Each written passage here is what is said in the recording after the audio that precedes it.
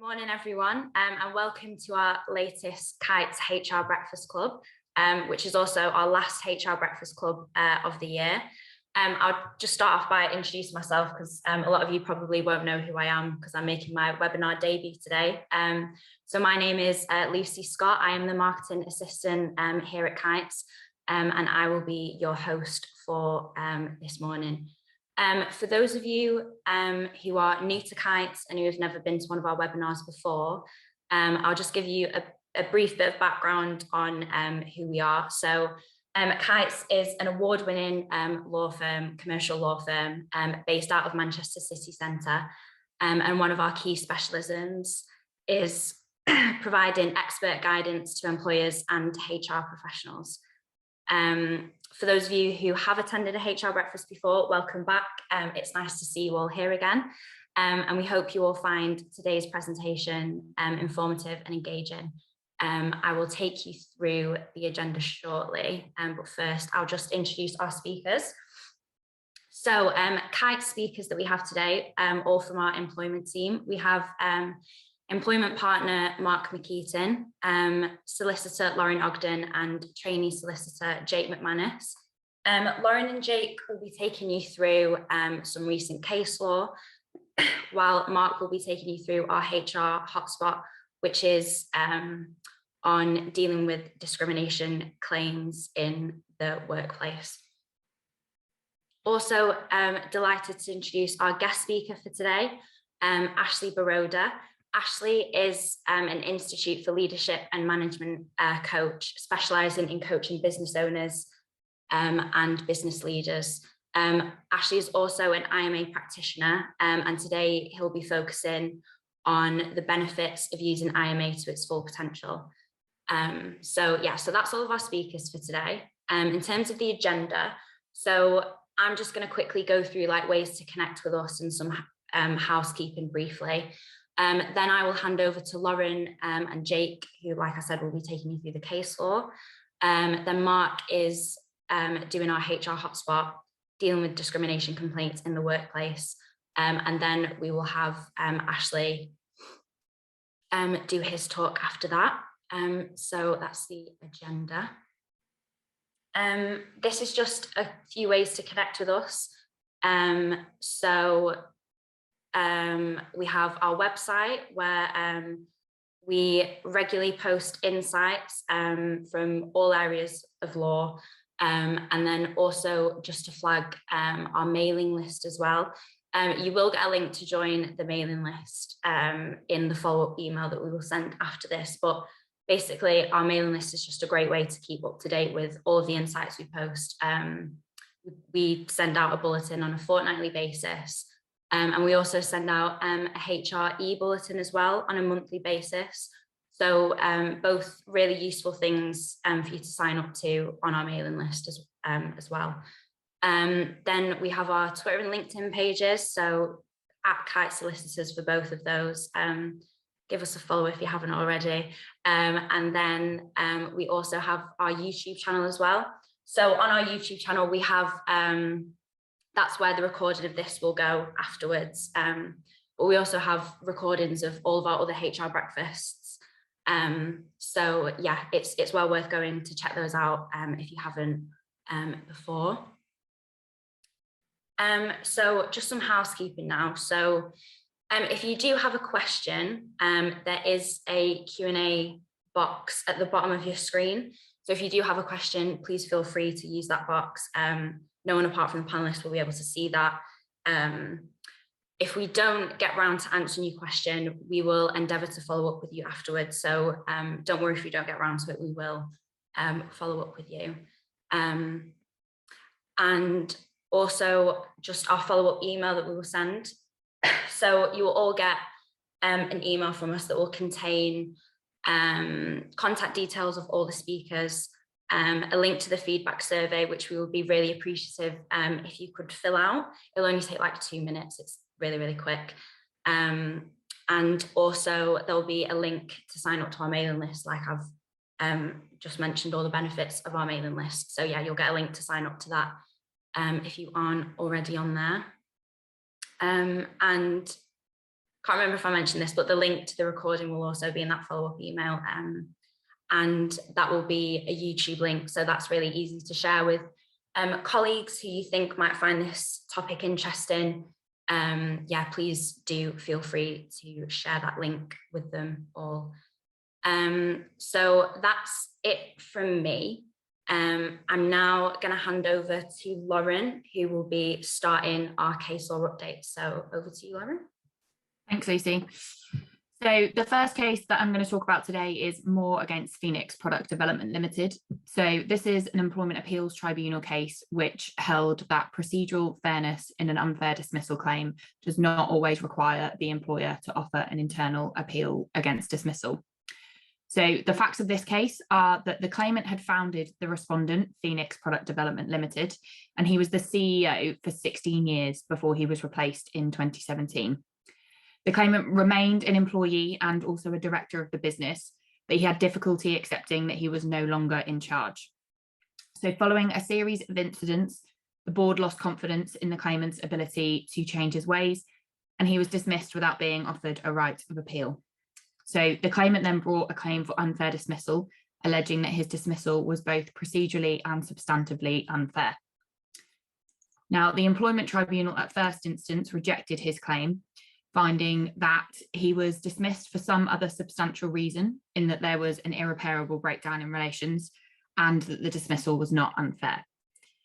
As for the fact that he was not given a right of appeal, the tribunal found that a further meeting would have been futile and of no purpose given the total breakdown in trust and confidence. And it followed that in exceptional circumstances, the lack of appeal did not make the dismissal procedurally unfair. The claimant appealed this decision on the ground that the tribunal was mistaken in finding the absence of an internal appeal did not make the dismissal unfair. So the appeal was also dismissed. The Employment Appeals Tribunal held that whether a dismissal is fair or unfair depends on whether, in the circumstances, including the size and resources of the employer acted reasonably in treating it as a sufficient reason for dismissal. So it was stated that although an appeal will normally be part of a fair dismissal, it will not always be so, as the purpose of the legislation is to take all circumstances into account. So the things to take home from this case are that it shows that in rare circumstances, a lack of internal appeals process won't render the dismissal procedurally unfair, and tribunals must consider all of the circumstances of that decision not to offer an appeal. So in this case, the relevant circumstances which meant that an appeal process wasn't required included things like the claimant was a board level director as well as an employee. The respondent was a small organisation with no higher level management. The claimant himself had brought about the irreparable breakdown and trust of confidence, and the claimant was unrepentant about his conduct and attitude and showed no sign of change. So employers should still start with the position that an appeal is offered, but consider all of the circumstances carefully before departing from this, and you should also take legal advice before making that decision. So I'll hand you over to Jake now, who's going to talk you through the next case. Thanks, Lauren, and good morning, everyone. So the second case we're going to look at today is one relating to disability discrimination, and that's the case of Azeem and EAT Academy Trust Limited. You'll all know that under the law, an employer has a duty to make reasonable adjustments for disabled employees. However, there's often quite a lot of confusion regarding the definition of reasonable and how far an employer has to go in order to comply with the obligation. I think this case is a particularly good illustration of how far the duty extends when considering a disabled employee's salary. So the facts in the case are that the claimant was a science teacher and the respondent was a charity that runs a number of schools, including the one at which the claimant worked. In March 2014, the claimant took sick leave for a while due to mental health issues, and she used to teach 5 days a week, but when she came back to work a year later, it was agreed that she would reduce her days to 4 days a week. She unfortunately became unwell again and was signed off sick later on in that year.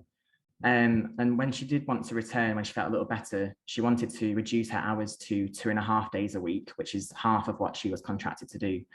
The respondent rejected this. They said it wasn't feasible. Essentially, they were concerned that they wouldn't be able to get supply cover for the remaining 2.5 days. So when she eventually did return to work, it was agreed that she would work 3 days a week as a cover supervisor for a trial period of 3 months. I think it's important to note here that the claimant was aware that the cover supervisor role was paid less. However, they actually continued to pay her at the teacher's rate of pay until November 2016, whilst they reviewed their options going forward. Crucially, this information was communicated to the claimant, including the fact that the higher rate of pay was only a temporary measure. She was unhappy with this, so she raised a grievance, but that was not upheld. And the panel told her that if she wanted to remain as a cover supervisor, then she would have to be paid at the lower cover supervisor's rate of pay. They did, however, give her an alternative option to return to work as a science teacher on the teacher's terms. And they were saying that the claimant was referred to occupational health, who in November 2016 indicated that she was not fit for a full-time teaching role and that she should remain on the part-time hours as a cover supervisor. And of course, her rate of pay was then reduced in line with the role, which they did say that they would do. So the claimant brought a claim to the Employment Tribunal, and whilst it was held that she was disabled, all of her claims failed, including her claim that the respondent failed to comply with their duty to make reasonable adjustments by not paying her at the teacher's rate. She appealed this, saying that the tribunal made an error, but unfortunately for her, the Employment Appeal Tribunal dismissed that appeal too. They concluded that it wasn't a reasonable adjustment to expect the respondent to continue to pay the claimant at the higher rate of pay once her 3-month trial had ended and the grievance process had concluded. In fact, it was actually held that the respondent had already made a reasonable adjustment by maintaining her teacher's pay rate whilst she was working in the cover supervisor role, as it actually helped her return to work and it supported her possible return to teaching. The tribunal said it was irrelevant whether the respondent could afford to continue paying her at the higher rate. Rather what mattered was the cost of doing so would be quite huge. The additional cost would probably run into a 6-figure sum, and that itself is not reasonable. It was still relevant for the tribunal to consider the financial difficulties, because that demonstrated that it would be unreasonable to keep paying those additional costs. I think in this case as well, it's important that the school was a state school and therefore publicly funded, as the tribunal commented that the additional cost would be at the expense of the taxpayer. I think as well it's important that the respondent made it very clear to the claimant from the outset that the preservation of her teacher's rate was not intended to be forever. And the tribunal commented on this, saying, and I quote, "The respondent was at pains to make sure the claimant did not misunderstand the position." So that meant that the claimant accepted the new role, knowing full well that the pay was intended to be reduced. So there's some good points to take away from this case. As I said at the start, it's hard to work out sometimes how far an employer has to go in order to comply with their duty to make reasonable adjustments. And I think this case should be reassuring to employers, as it shows that the tribunal their decision will always turn on the facts of the case, and they'll look at all circumstances and get a full picture before making a decision. The case makes it clear as well that employers should be honest and open from the start about any measures or adjustments which are intended to be temporary. I think the key difference between this case and previous cases with similar circumstances is that in this case, the employer communicated it constantly, and the employee was aware, and she knew that her pay was going to be reduced. So it shows that the employer can protect themselves by being clear from the start. It also reminds us that the cost of an adjustment will be taken into consideration, but again, that will depend on the particular facts of the case. And finally, it's worth saying that we are seeing a lot of these cases due to COVID.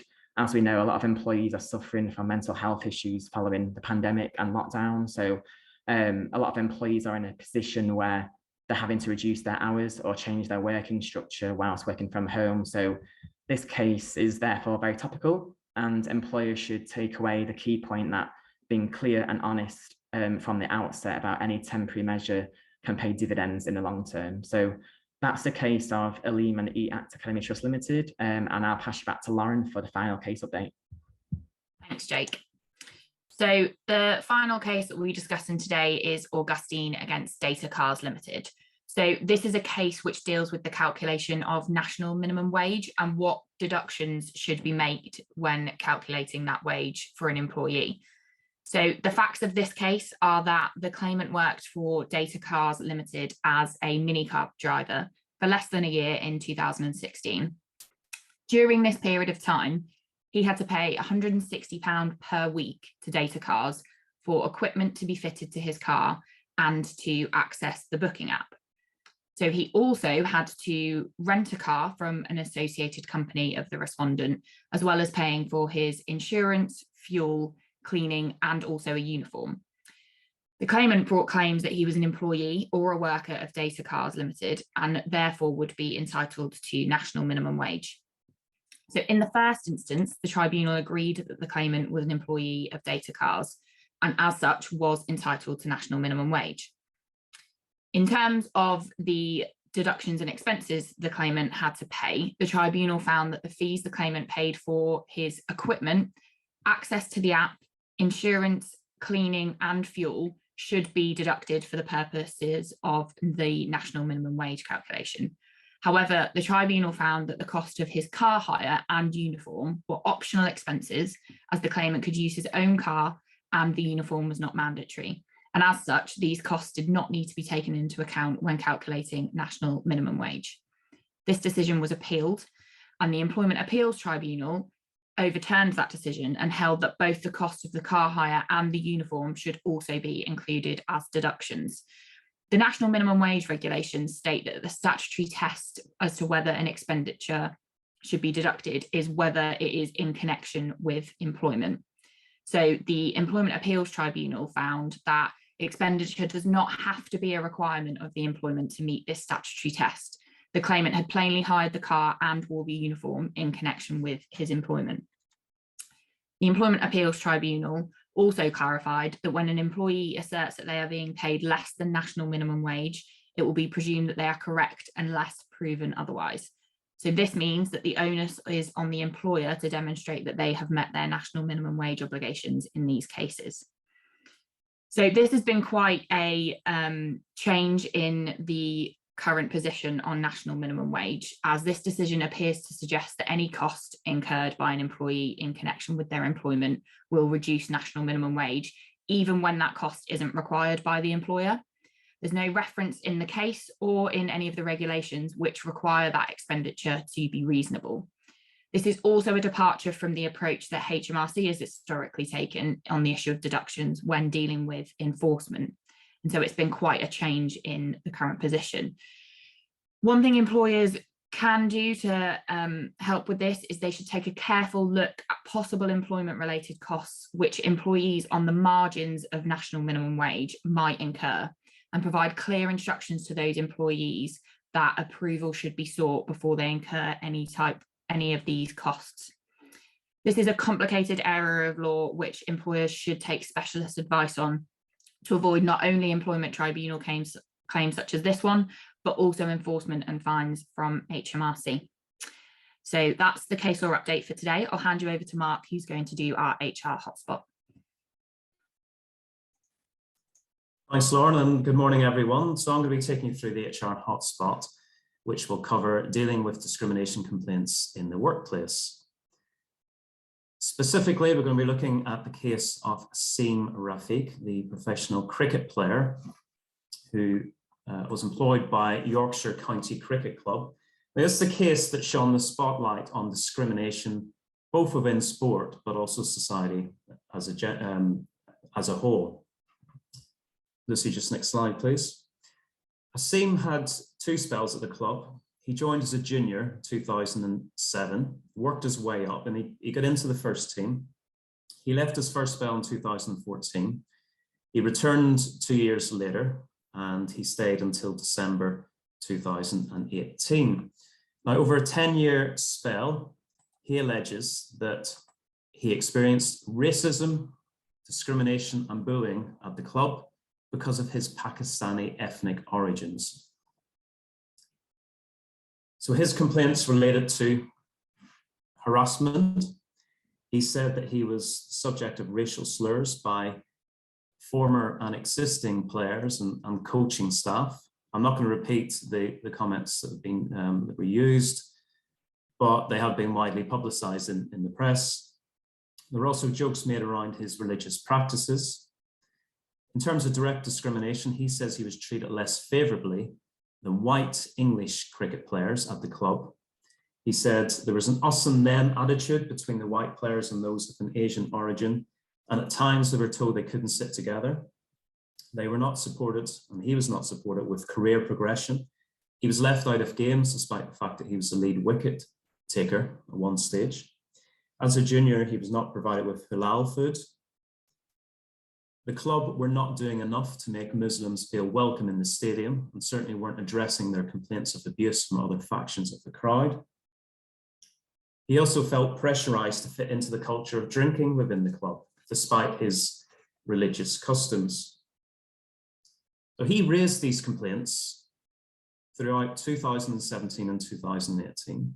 Most notably, in August 2018, he sat down with the club's head of diversity and made him fully aware of the nature of the complaints, of the impact it was having on him. He was suffering from mental health at the time. There was a drop in his performance and he was left out of the side. Eventually, he was released. Now, the head of equality completely overlooked those complaints, and the club just did nothing about them, despite the fact that they had policies on whistleblowing and a grievance policy. They just failed to affect their own policies and properly deal with the complaint. So that also meant he had a complaint of victimization and whistleblowing. So he had blown the whistle and he had been subjected to a detriment as a result of that. So he was released from the club in December 2018. Lucy, next slide. So what happened then? Bearing in mind he left end of 2018, it wasn't until Black Lives Matter happened, around May 2020, the murder of George Floyd in the States, that these issues began to come to the fore, and he thought, I need to speak up about my own experience. So over the summer of 2020, he started to give press interviews, and they publicized his allegations, which obviously were quite revealing about the club's practices. The club responded on the 3rd of September by launching their own independent investigation, and they instructed a local firm of solicitors to do that. You'll see from the timeline, it did take over more or less a year to complete that investigation. They had to interview 26 people in relation to some of the allegations. In the meantime, Azeem and his legal team lodged a tribunal complaint to Leeds Employment Tribunal. That was December 2020. You'll note that it's more than 3 months from the last act of discrimination from when he left. And so he asked the tribunal to exercise their discretion to hear his complaints out of time. And the reason he asked them to do that, he said that he was suffering from mental health at the time. And also, amongst other things, this case is very much in the public interest. So it was important that the tribunal allowed him to proceed with his claim, despite the fact it was out of time. 19th of August 2021, so let's say more or less a year later, the club received the investigation report. It's not released to the public right away. It's not released to Azeem and his legal team right away. And the reason for that, the club were concerned by certain findings that were made within that potentially would give rise to defamation claims. So they were able to redact some of that report before it was released on the basis of legal privilege and relying on the benefit of using solicitors in the investigation. So 10th of September, the club released a public statement. It's 8 pages long. And what the public statement does, it makes it very clear that they have upheld some of the allegations. So 7 of the 43 allegations were upheld. Those allegations were in relation to the 3 separate incidents of racist language that were used prior to 2010. Prior to 2012, a former coach on regular occasions used racist language. Between 2016 and 2018, there were jokes made about religious practices. The club had failed to fully investigate the allegations, and more could have been done to help Muslims feel more welcome in the stadiums and to deal with their complaints. So there was some remorse. There was an apology issued to Azeem. The report concluded that he was a victim of inappropriate behaviour, so not racist behaviour. And it put that very much in the context of banter, that it was never the intention of those that made the comments or engaged in the jokes to offend Azeem or any other Muslim cricket players at the club. It completely rubbished the fact that there was any evidence of institutional racism, despite the fact that Azeem had raised these complaints and they were overlooked. They failed to accept that there was this culture that had been in the club for the past 20, 30 years, where it was almost accepted and you had to join in. Otherwise, you're not part of the club and you're deprived of being in the first team and all the opportunities that go with that. So as we know, before an employment tribunal, and tribunals don't like a defensive banter. Harassment is very much focused on, is it unwanted conduct, and does it have the purpose of creating, purpose of violating a person's dignity or creating an intimidating, hostile, degrading, or offensive environment. So it depends on the impact on the victim. It doesn't matter if you never intended to upset somebody. If you say something and it's related to race or any other protected characteristic, and it offends somebody, then it's likely to constitute harassment in the workplace. So the report went so far to apologize, but I don't think probably went far enough. And actually the press jumped on this and were very critical of the club. Lucy, next slide, please. So Azeem did actually receive the full unredacted report in October 2021.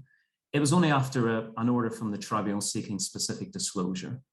Even at that, they disclosed it 5 days after the deadline. Now again, evidence growing that perhaps there was a bit of a cover-up and the club just did not want the findings, the full findings to be released, certainly to the public. Quite a critical thing happened on the 28th of October. The club announced that no action would be taken against club staff. So despite the fact that they upheld some of the allegations of race discrimination, race harassment, they weren't going to take any action against those still in the club. And things started to unravel from there for the club. Between the 3rd, 4th of November, a number of sponsors cut ties. So Nike cut ties. They were 8 months into a 4-year deal and they walked away. The governing body, the English Cricket Board, the ECB, stripped the club from hosting international matches. And that would involve 2 matches in 2022 and the Ashes in 2023. Now, the hosting international matches for a county championship side is probably the biggest income stream. It also affects the community because hotels would have been relying on that trade and other businesses. All in, that created a black hole of about £10 million for the club. So suddenly, they're starting to be penalised as a result of how they've handled this complaint from one of their employees. They then go on the defensive, as it were. 5th of November, the chairman, Roger Hutton, walks away. He resigns. Lucy, next slide. They appoint a new chairman, Lord Patel, joins on the 8th of November, and he orders urgent and seismic changes. So he says, we need to completely change the culture of this club. Right away, he instructs the club to settle Azeem's tribunal claim, and it's been reported he has settled for something in the region of 6 figures. Importantly as well, the club were unable to negotiate a confidentiality provision in any settlement agreement, hence why Azeem was able to publish his 57-page witness statement. The one thing the confidentiality provision couldn't do would be to stop him from talking to MPs in a select committee, which we'll come on to shortly. The club also set up a whistleblowing hotline because other former players, particularly of an Asian origin, are coming forward and saying, we were also the victim of racial slurs, of prejudicial behaviour. So the club are seeking full disclosure from everyone at this stage. On the 16th of November, Azeem appears in a select committee. And we'll see next slide. And 2 comments really stood out from that interview with the MPs. The first one is, when you go through grievances, sometimes employers will just say, all I want is an apology. and I want you to do something about it. So Azeem has said, all I wanted was an acceptance, an apology, an understanding, and let's try and work together to ensure it never happens again. The second statement is probably even more powerful because it just demonstrates the impact that this behavior can have on an individual.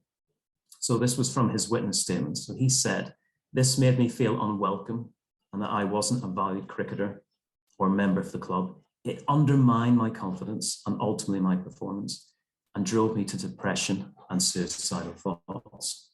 So that was quite powerful.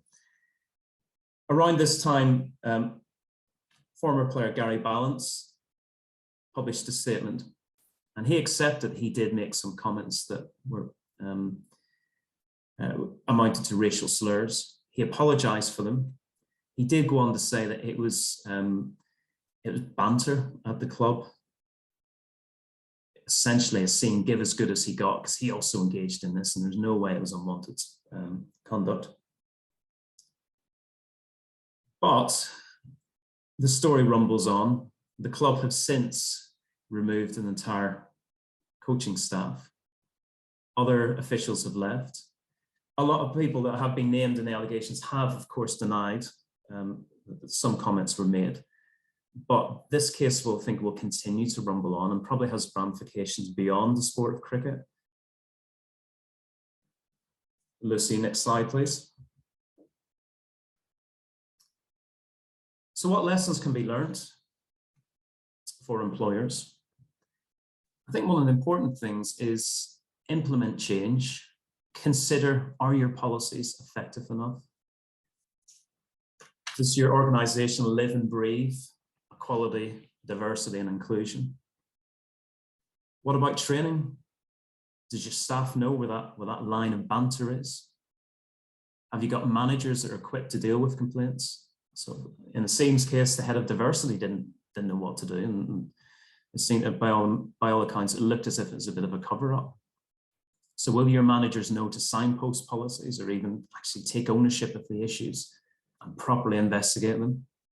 Ultimately, develop a culture that eradicates discrimination, that encourages people to speak up. Act promptly in dealing with complaints. I think sometimes if you leave complaints to fester a bit too much, you don't start investigations straight away, despite the fact that the employee may say to you, I don't want you to do anything about it. That's not to say you shouldn't take ownership of it and say, this is a serious issue and we need to deal with it properly as a business. And sometimes if that delay can damage trust and confidence with the employee in question, it might lead to a resignation. It might lead to an impact on morale for the rest of the workforce. And that we saw that recently with Ernst & Young, the accountants who failed to properly deal with a serious complaint of sexual harassment, and that led to uproar amongst the staff and ultimately led to the individual leaving. But again, that was widely publicized and damaged their reputation. Take complaints seriously, don't bury bad news. So again, had the club in Azeem's case done a bit more earlier, perhaps they could have avoided the publicity, losing sponsorships. Another point to consider, and something that was recommended by the Equality and Human Rights Commission, is that, particularly in relation to sexual harassment complaints, that in order to give employees confidence to speak out, knowing that a complaint will be dealt with, employers should be more transparent about outcomes. So should you as an employer go as far as to disclose to the complainant any disciplinary action taken against individuals, against the perpetrators? Now that's something you might have to look at the contract and consider actually whether you can do that. It might mean amending the contract. It might mean having to amend any privacy notice to ensure that employees are aware that their data could be processed in this way and that they consent to that. And finally, in relation to an investigation, we'll certainly take legal advice, but it may also be worth considering in appointing external investigators, particularly lawyers who have the benefit of privilege, and that in itself can help when it comes to producing a draft report. There may be elements of that which are rather sensitive issues that can be redacted. something to consider. Look, you may think, well, we're not as bad as Yorkshire County Cricket Club. We do investigate issues properly, and actually there's no chance of any of our employees appearing before a select committee, so we're relatively relaxed on that. We don't have any sponsors. You may not have sponsors, but what you do have are employees that will expect you to do the right thing. You'll also have customers and suppliers that will want to have the confidence in you that you've done the right thing when it comes to handling these issues in the workplace. So that's it from me. I'm now going to pass over to our special guest speaker today. It is a friend of the firm, Ashley Boroda, and Ashley is going to talk about the benefit of employers using IMA assessments in the workplace. Thank you, Ashley. Thanks. Thank you, Mark. Morning, everybody. Lovely to be here. What I'm going to do is divide this into three. It's called IMA. That's how it's like a name of a person.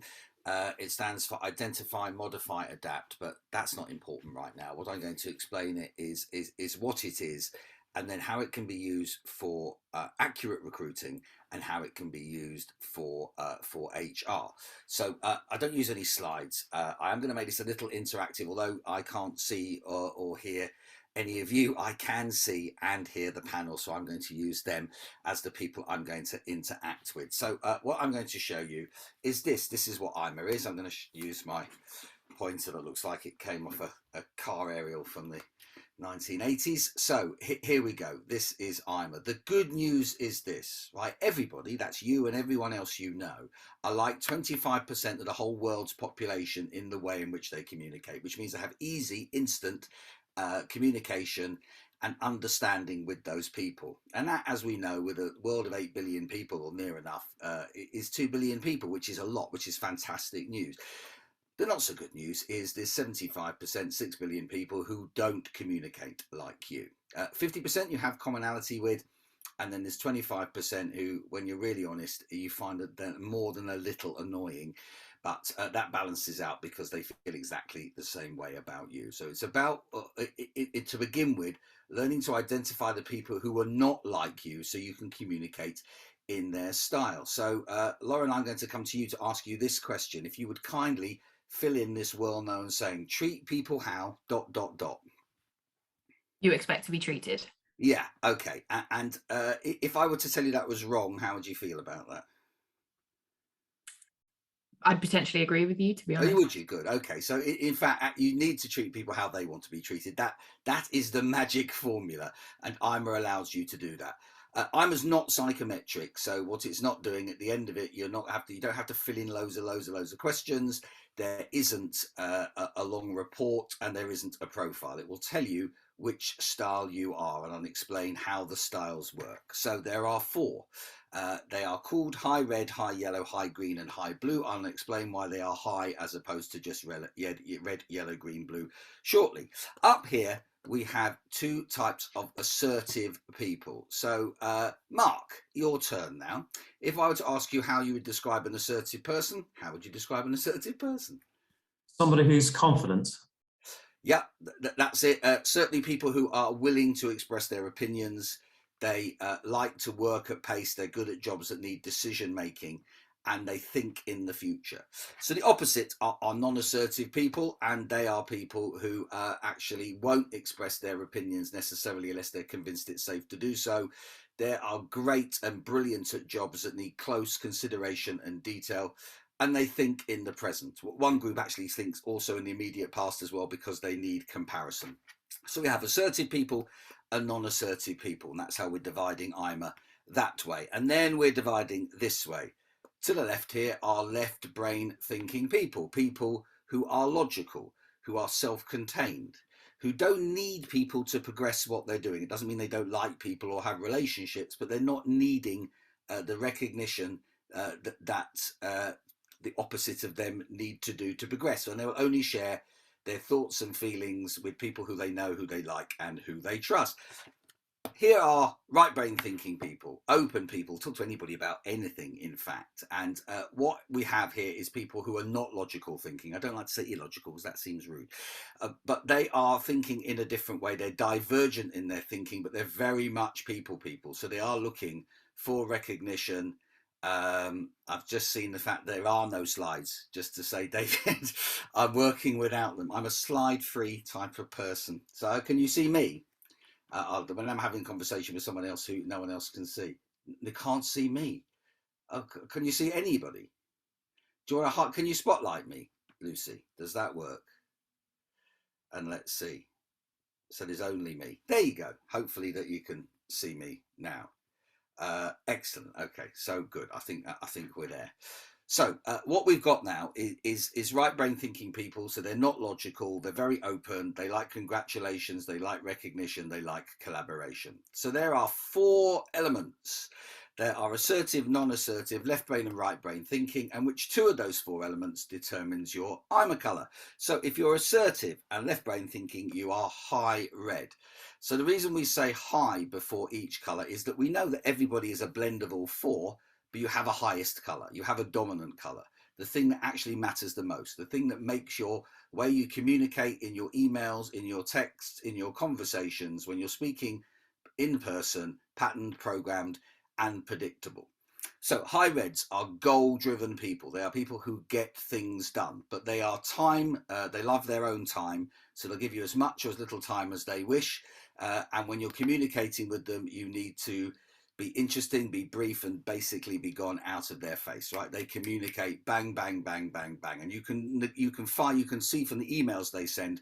Quite often they might just say your name and then 4 lines, and then they're out. You know that you've got an email from a high red, and what you need to do then is reply to them in that style.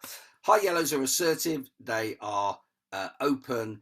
They're right brain thinking, they're people, they're ideas driven people. If you don't like their first idea, they've always got another and another and another. No one ever says about them that didn't know they were there. They're very talkative, like to network, very, very good at sales, marketing, those types of things, because they like people. They're vital in that regard. If you don't want to talk to one, don't look them in the eye. They're a bit like dogs in that regard, is that they think that's an excuse for a conversation. So we're back here on left brain thinking. Left brain thinking and non-assertive are high green, and high greens are people who are brilliant at work, at jobs that need close consideration and detail. Accuracy is the name of their game. They need you to be accurate with them, and they are most certainly going to be accurate with you. So what I'm going to have to tell you about them, the key point is that they are thought-driven people. So again, they need to be communicated in detail. I need to say that high yellows need to be sort of open, chatty, probably phone them rather than email them, those types of people. And then high blues here are non-assertive, right brain thinking. They're open. So whereas a high yellow will look you in the eye and you think that they want to have a conversation with you, a high blue is going to be great if you initiate a conversation with them. And they're warm and amiable, great at networking and organizing. So that's where we have the 4 colors: high red, high yellow, high green, and high blue. So what happens next? I know that every person has an IMA color, but I also know that jobs have IMA colors as well. So in the same way I've divided this way to begin with, said these people are assertive, these people are not assertive, and I'm going down here and saying these people are right brain thinking and these people are left brain thinking. When I'm working for a job, I might be doing something differently. And this is what the warning is. And I'm going to go through a mad way of explaining this. Jake, tell me what it is that I'm holding up here. USA cap. It is. What type of cap? A baseball cap. It's a baseball cap, right? So there are 30 of us here. Out of 30, how many does this cap fit? 10. It's not the answer. It's they used to say on catchphrase, it's good, but it's not right. It's close. Lucy, tell me how many you think this will fit out of 30. I don't know, 5. No, it's all 30, right? Because it's adjustable, right? That's the reason. And that's great for caps, but rubbish for everything else. It's what we call a one-size-fits-all solution, which is a terrible idea, because we know that everybody is different, and that is true of recruiting as well. So whereas you need to know the I'm a colour of a person, it's also useful to know the I'm a colour of the job. So it's a reverse engineered process when we do I'm a talent finding. Is what we're looking for is, this is the job you need. What is the I'm a colour of that job? And how we decide which I'm a colour it is almost a slightly reverse way from the way we decide the I'm a colour of the person. So what we're going to do is divide this way first. Left brain thinking people are good at task related jobs. Right brain thinking people can also do task related jobs. It's just they don't love doing them and they don't do them as well.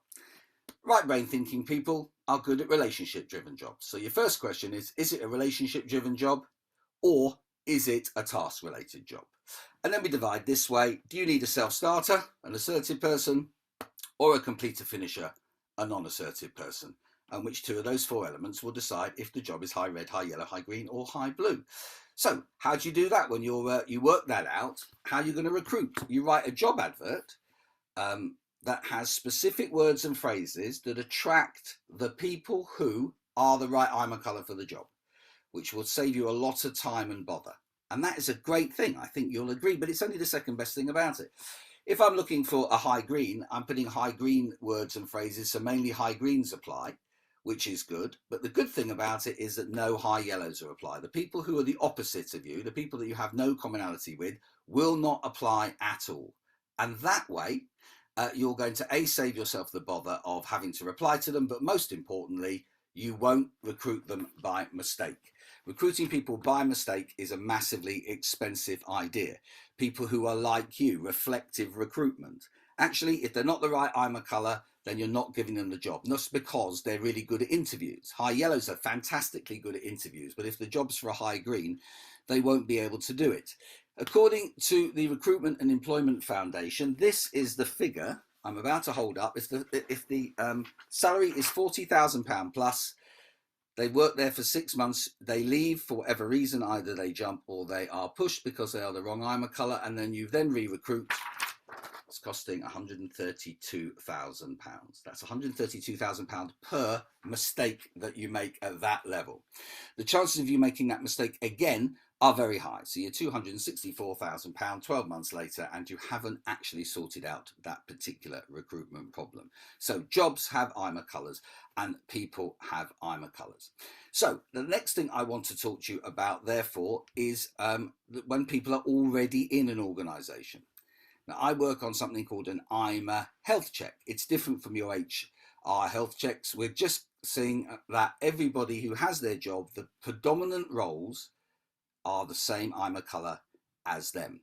And how I do that is people will send me their job descriptions written afresh in bullet point form. I will then look at each role and give it an I'm a colour.